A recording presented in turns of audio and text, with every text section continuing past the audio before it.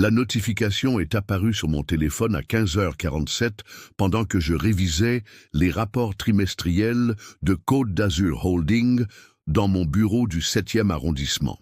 C'était une notification Instagram. Maman avait posté une nouvelle photo. J'ai immédiatement reconnu l'écran de confirmation de réservation du Palace Riviera, le plus luxueux château-hôtel de la Côte d'Azur. Je devais bien le connaître, j'en étais propriétaire depuis 4 ans. Vacances de rêve en famille avait-elle légendé avec 12 émojis cœur. Ce qu'elle n'avait pas inclus, c'était la conversation que j'avais entendue sur son haut-parleur 30 minutes plus tôt. Elle est trop pauvre pour des vacances en famille. Maman avait expliqué à tante Isabelle et tante Marie-Claire en parcourant les forfaits du château. Nous ne pouvons pas payer des chambres supplémentaires pour des ratés comme Sarah. Si elle veut venir, elle devra trouver ses propres arrangements. Sage réflexion, Rebecca, tante Isabelle avait acquiescé. Pourquoi gaspiller de l'argent sur quelqu'un qui ne peut même pas contribuer? Exactement. Ce voyage est uniquement pour les membres prospères de la famille, maman avait déclaré. Sarah peut rester à la maison avec son style de vie au SMIC. J'étais debout dans ma cuisine de l'appartement haussmannien à Saint-Germain-des-Prés, écoutant cette conversation à travers les murs fins de son duplex à Boulogne-Billancourt, tout en révisant simultanément les rapports mensuels de revenus du Palace Riviera. L'ironie n'était pas perdue pour moi. Il y a 4 ans, quand l'hôtel Château faisait face à la faillite pendant la pandémie, je l'avais acheté par l'intermédiaire de ma société d'investissement pour 58 millions d'euros. Les anciens propriétaires étaient désespérés de vendre et j'avais vu le potentiel dans cette propriété historique du XVIIIe siècle sur la Riviera française. Ce que ma famille ne savait pas, c'est que leur fille, au SMIC, dirigeait une entreprise de conseil prospère depuis près d'une décennie, générant suffisamment de revenus pour construire discrètement un portefeuille immobilier d'une valeur de 200 millions d'euros. Le groupe familial WhatsApp avait bourdonné tout l'après-midi avec l'excitation du voyage. Maman avait créé un document de planification avec les attributions de chambre, les horaires d'activité et les répartitions de coûts. Mon nom n'apparaissait nulle part sur la liste. Sarah, maman m'avait envoyé un message privé. « Si tu veux te joindre à nous pour les vacances, tu devras réserver ta propre chambre. Nous ne pouvons plus subventionner ta participation. » J'avais simplement répondu « Compris. » Passer de merveilleuses vacances. Ce que je n'avais pas mentionné, c'est que j'avais subventionné leur mode de vie prospère pendant des années. L'entreprise de construction de papa avait été en difficulté depuis 2019, survivant uniquement grâce aux contrats anonymes que j'arrangeais par mon réseau. La boutique de mode de maman saignait de l'argent jusqu'à ce que des commandes, en gros mystérieuses, commencent à apparaître d'entreprises écrans que je contrôlais. Le cabinet d'avocat de mon frère. Marcus avait du mal jusqu'à ce que des clients corporatifs bien payants, de tous mes contacts, commencent à rechercher ses services au palais de justice de Paris. Ils pensaient que leur succès récent était dû au travail acharné et à l'acuité commerciale supérieure. En réalité, ils vivaient de mon soutien financier secret, tout en me traitant comme le cas de charité de la famille. Le Palace Riviera était mon acquisition préférée. Le château du XVIIIe siècle, de 150 chambres, avec vue sur la Méditerranée, avait été rénové aux normes 5 étoiles sous ma direction. Chaque détail avait été soigneusement conçu, les piscines à débordement, le spa Clarin, les jardins à la française, les 3 restaurants gastronomiques étoilés Michelin, la cave à vin de 15 000 bouteilles. J'avais personnellement approuvé chaque embauche, du directeur général au personnel d'entretien, et maintenant, ma famille planifiait de passer ses vacances là-bas, complètement inconsciente que leur fille pauvre possédait chaque mètre carré de la propriété qu'ils réservaient. Le lendemain matin, j'étais dans mon bureau à domicile, révisant les réservations d'invités du château quand je l'ai vu. Réservation famille, Thompson, 12 invités, forfait présidentiel. Ils avaient réservé le niveau d'hébergement le plus cher, totalisant 90 000 euros pour la semaine. La même famille qui prétendait ne pas pouvoir payer une chambre supplémentaire pour moi avait trouvé l'argent pour le forfait premium. J'ai pris mon téléphone et appelé Marguerite, la directrice générale du château. Bonjour Marguerite. Je vois que nous avons une réservation de la famille Thompson pour la semaine prochaine. Oui, mademoiselle Williams, 12 invités dans les suites présidentielles. Ils ont spécifiquement demandé nos services les plus exclusifs. J'ai besoin que vous appeliez le contact principal, Rebecca Thompson, et que vous l'informiez que la propriétaire a demandé l'annulation immédiate de leur réservation. Bien sûr, une raison particulière que je devrais fournir. Déclarez simplement que la propriétaire a demandé leur retrait. Rien de plus. Je m'en occuperai personnellement. 20 minutes plus tard, mon téléphone a sonné. La photo de contact de maman a rempli l'écran. Un selfie qu'elle avait pris dans sa boutique quand elle pensait que son entreprise prospérait de son propre mérite. « Sarah, dit-elle essoufflée, tu ne croiras jamais ce qui vient d'arriver. Le Palace Riviera vient d'appeler et a annulé toute notre réservation. Ils ont dit que la propriétaire a demandé notre retrait. C'est terrible, maman. Ont-ils donné une raison? Non, la directrice a juste dit ordre de la propriétaire et a raccroché. Nous avons perdu tout notre acompte, 8 000 €, et il est trop tard pour réserver ailleurs décemment pour la semaine prochaine. J'ai maintenu mon ton calme. Je suis désolé d'apprendre cela. As-tu essayé de leur demander de reconsidérer? J'ai rappelé 3 fois. Ils ne veulent même pas en discuter. La directrice a dit que la décision était finale et non négociable. Sa voix montait avec la panique. « Sarah, nous devons trouver un autre endroit où séjourner. As-tu des idées ?» L'ironie était exquise. La femme qui m'avait déclaré trop pauvre pour les vacances demandait maintenant mon aide, après avoir été expulsée de mon propre château. Eh bien, j'ai dit pensivement, je pourrais connaître quelqu'un qui peut aider. Laisse-moi passer quelques appels. Ce que j'ai réellement fait, c'est envoyer un SMS à Marguerite. Veuillez informer Madame Thompson qu'en raison de la générosité de la propriétaire, des hébergements alternatifs ont été arrangés au relais des Oliviers pour leur séjour. Les chambres seront gratuites, mais ils devront couvrir leurs propres repas et activités. Le relais des Oliviers était un hôtel 3 étoiles modeste que j'avais acheté 6 mois auparavant spécifiquement pour rénovation.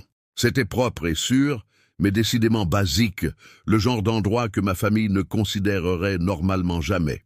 1 heure plus tard, maman a rappelé euphorique. « Sarah, tu es incroyable !» D'une manière ou d'une autre, la directrice du château a trouvé des hébergements alternatifs pour nous. Ce n'est pas aussi chic, mais c'est gratuit. Comment as-tu réussi cela? Je connais des gens dans l'industrie hôtelière, ai-je dit simplement. Le groupe familial WhatsApp a explosé avec gratitude et spéculation sur mes connexions mystérieuses. Soudainement, la fille qu'ils jugeaient trop pauvre à inclure avait sauvé leurs vacances, mais je n'en avais pas fini.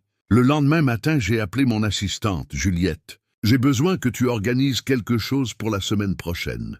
Je vais séjourner dans la suite présidentielle du Palace Riviera.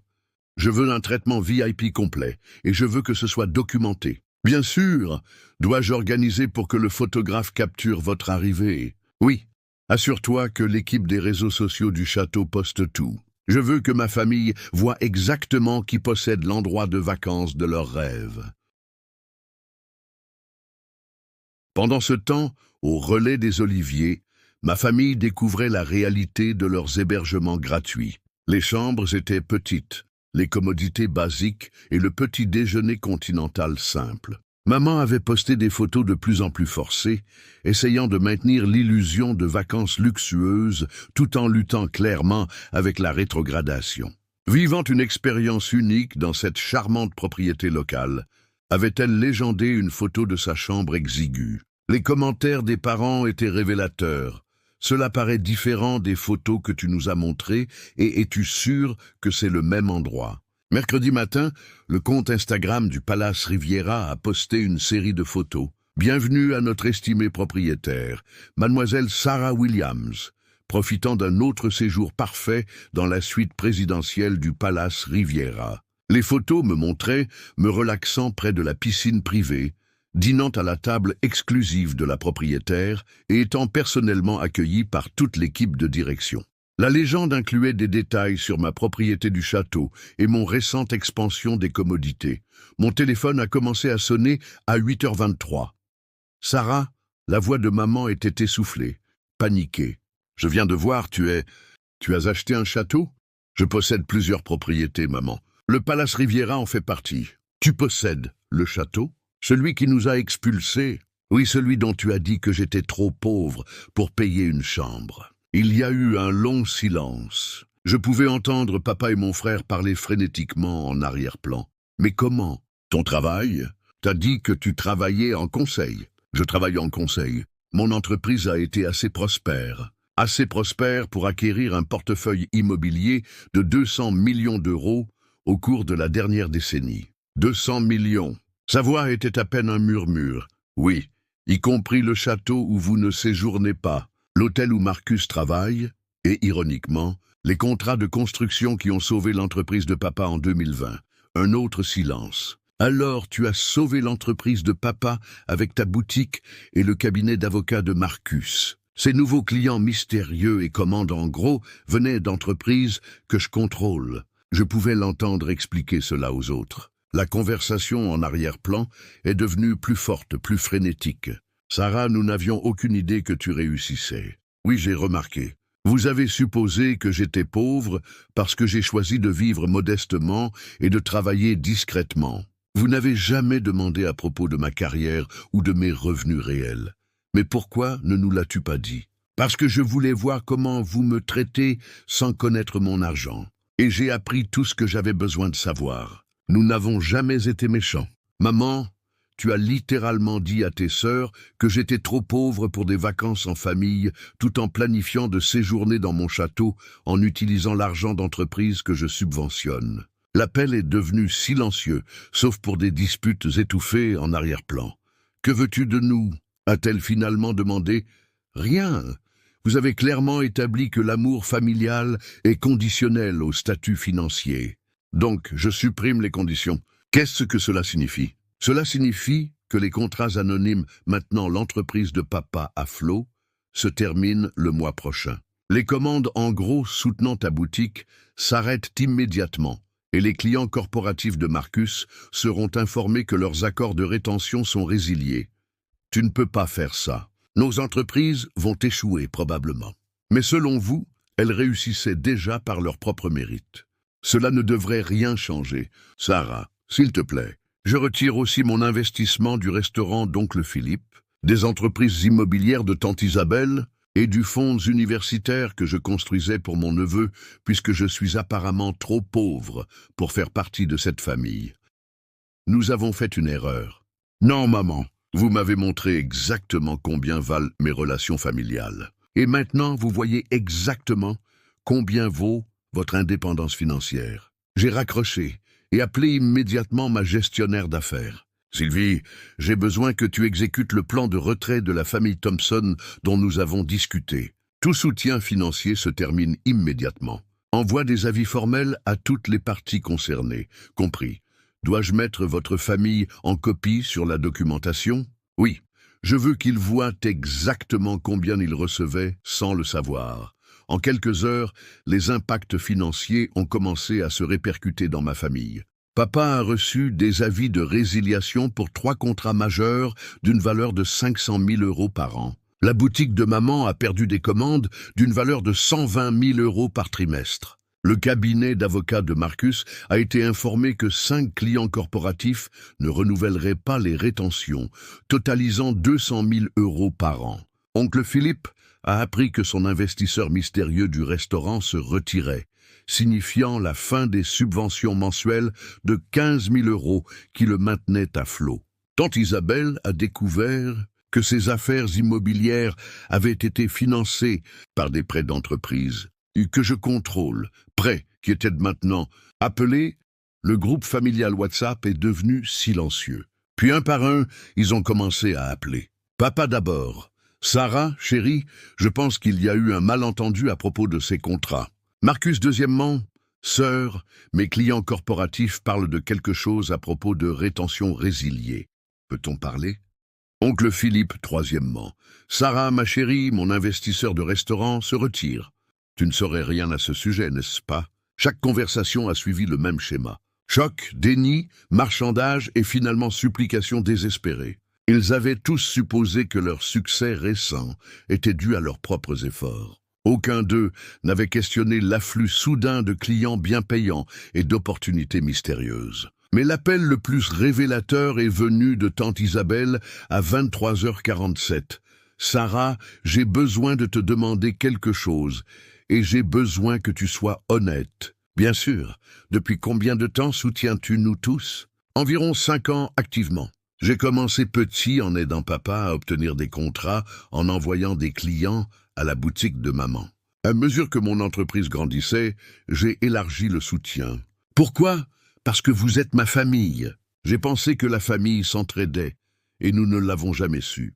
J'ai spécifiquement structuré tout pour être anonyme. Je voulais que vous mainteniez votre dignité et votre indépendance. Mais nous t'avons traité comme si j'étais pauvre. Comme si j'étais une ratée. Comme si je n'appartenais pas. Il y a eu une longue pause. Sarah, nous avions tort. Complètement tort. Y a-t-il un moyen d'arranger cela? Je ne sais pas, tante Isabelle. Vous avez passé des années à me faire sentir sans valeur parce que vous pensiez que je n'avais pas d'argent. Maintenant que vous savez que j'ai de l'argent, soudainement, je vaux d'être traité avec respect. Ce n'était pas à propos de l'argent.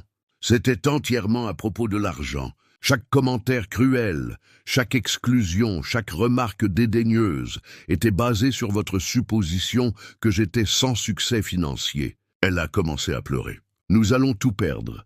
Peut-être, ou peut-être découvrirez-vous de quoi vous êtes réellement capable quand vous ne dépendez pas de mon soutien secret.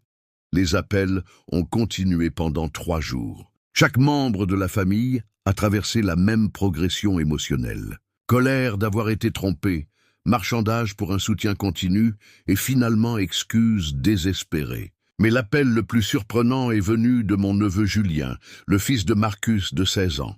Tante Sarah, j'ai vu le post Instagram sur toi possédant ce château. Oui, je voulais juste te dire que je suis désolé de la façon dont tout le monde t'a traité. Je n'ai jamais rien dit, mais j'ai toujours pensé que c'était mal. Merci, Julien. Cela signifie beaucoup.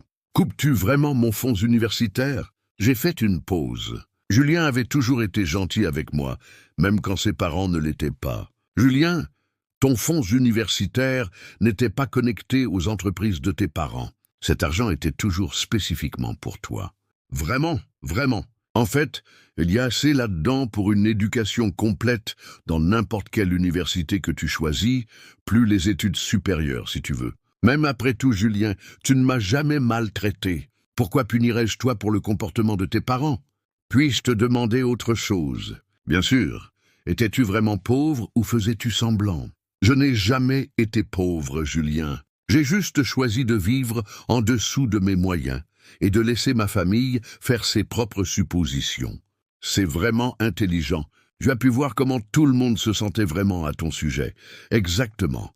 Et maintenant je sais exactement où j'en suis avec tout le monde. 2 semaines plus tard, la dynamique familiale avait complètement changé. Maman avait fermé sa boutique après avoir perdu les commandes en gros qui la maintenaient profitable. L'entreprise de construction de papa se démenait pour remplacer les contrats résiliés. Marcus travaillait 2 fois plus dur pour trouver de nouveaux clients. Mais le développement le plus intéressant était leur soudaine avalanche d'attention dirigée vers moi. Les invitations au dîner de famille arrivaient quotidiennement. Les appels juste pour prendre de mes nouvelles sont devenus fréquents.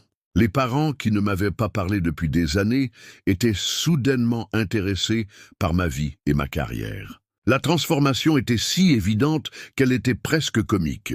Pendant un dîner de famille, mon premier en moi, la conversation était soigneusement, artificiellement focalisée sur mes accomplissements. Tout le monde voulait entendre parler de mon entreprise, mes propriétés, mon histoire de succès. Les mêmes parents qui avaient passé des années à changer de sujet quand j'essayais de discuter de mon travail pendaient maintenant à chaque mot. « Nous sommes si fiers de toi. Sarah, maman a annoncé à la table. Nous avons toujours su que tu réussirais. » J'ai posé ma fourchette. « Vraiment ? Parce qu'il y a 3 semaines, tu as dit à tante Isabelle que j'étais trop pauvre pour des vacances en famille. » La table est devenue silencieuse. « C'était un malentendu, maman a commencé. » Non, ce n'était pas.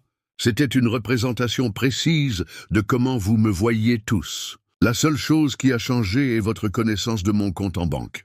Sarah, papa a interrompu. La famille, c'est plus que l'argent. Tu as raison, papa. C'est plus que l'argent. C'est le respect, le soutien et l'amour inconditionnel. Des choses que j'ai fournies à vous tous, et des choses que vous ne m'avez jamais fournies. Nous t'aimons, Marcus a commencé. M'aimez-vous ou aimez-vous ce que je peux faire pour vous financièrement? Personne n'a répondu. Voici ce qui va se passer. J'ai continué. Je suis disposé à reconstruire des relations avec les membres de la famille qui peuvent prouver qu'ils me valorisent comme une personne, pas comme un compte en banque. Mais le soutien financier est définitivement terminé. Que veux-tu dire par prouver? Tante Isabelle a demandé. Je veux dire démontrer par vos actions que vous me respectez indépendamment de mon revenu. Montrez-moi que votre amour n'est pas conditionnel à ma capacité de résoudre vos problèmes financiers. Comment? Maman a demandé tranquillement. C'est à vous de le découvrir, mais je donnerai un indice. Ça commence par des excuses sincères pour des années de traitement dédaigneux, et ça continue avec un respect constant. 6 mois plus tard, la dynamique familiale s'était installée dans un nouveau modèle. Certaines relations avaient été reconstruites sur des bases plus saines. Julien et moi sommes restés proches, et il avait commencé à travailler à temps partiel dans une de mes propriétés pour apprendre les compétences commerciales. Quelques cousins avaient tendu la main avec des excuses sincères et des efforts pour se reconnecter en tant que personne, pas en tant qu'opportunité financière, mais d'autres avaient révélé leurs vraies priorités. Maman et papa maintenaient un contact minimal, clairement frustrés par mon refus de reprendre le soutien financier. Marcus avait initialement essayé de reconstruire notre relation, mais ses efforts avaient diminué quand il est devenu clair que je ne référerais pas d'affaires à son cabinet. Le développement le plus révélateur est arrivé 8 mois après l'incident du château. Le Palace Riviera avait été présenté dans Condé Nast Traveler comme l'une des principales propriétés de destination du pays. L'article incluait un profil de moi comme une jeune entrepreneuse prospère qui avait construit un empire immobilier tout en maintenant un profil délibérément. Ma maman a appelé dans les heures suivant la sortie du magazine. Sarah, j'ai vu l'article. Nous devons parler de quoi? Du pardon de la famille, d'aller de l'avant. J'écoute. Nous avons fait des erreurs, de grosses erreurs, mais nous sommes une famille et la famille pardonne. Tu as raison que la famille pardonne, mais le pardon ne signifie pas oublier. Et ça ne signifie pas retourner aux anciens modèles. Que veux-tu de nous? Je voulais que vous m'aimiez quand vous pensiez que j'étais pauvre. Vous ne l'avez pas fait. Je voulais que vous m'incluiez quand vous pensiez que je n'avais rien à offrir. Vous ne l'avez pas fait. Je voulais que vous me traitiez avec un respect de base, indépendamment de mon statut perçu. Vous ne l'avez pas fait. Les gens changent, n'est-ce pas? Ou ajustent-ils simplement leur comportement basé sur des circonstances changées? Elle est restée silencieuse pendant un long moment. Sarah, et si nous recommencions? Et si nous essayions de construire quelque chose de mieux? Je suis ouverte à cela, maman. Mais ça doit être construit sur l'honnêteté. Plus de suppositions sur mes finances, plus d'amour conditionnel basé sur ce que je peux fournir. Plus de traiter les membres de la famille différemment basés sur leur succès perçu. D'accord. Et ça doit être prouvé avec le temps par les actions, pas seulement les mots. Je comprends.